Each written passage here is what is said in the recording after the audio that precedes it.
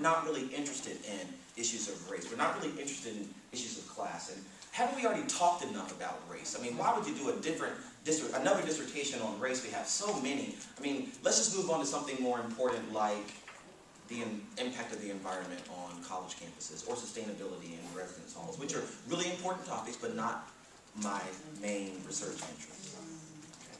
So, as a doctoral student, I knew those messages were clear, and I tackled a very safe topic.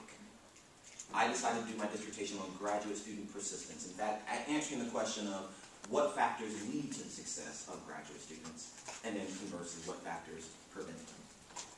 After finishing my doctorate, though, toward the last year of that dissertation, there were so many questions that came into my mind. As an undergrad, I was a music major and religious studies major at the University of Virginia in Charlottesville, Virginia. A lot of people say, why music and religious studies? Those don't really go together.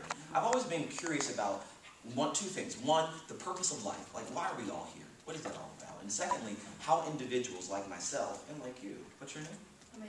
Amanda, traverse this space we call life, and like the decisions we make. And then what is the meaning we make of those decisions? When situations, good or bad, happen, how do we make meaning of them? And what differentiates my response from Amanda's response? I've always been curious since a little age. It drove my parents crazy.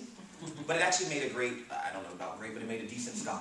A scholar who remains curious about the world.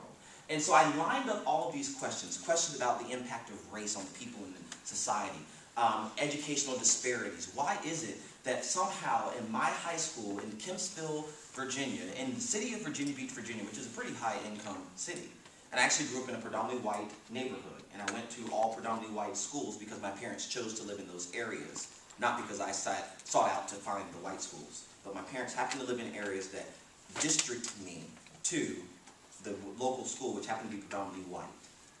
Right? So I finished those schools, and I ended up top of my class. There was one other black male who ended up somewhere on the platform with me, and there was one other in our graduating class. But these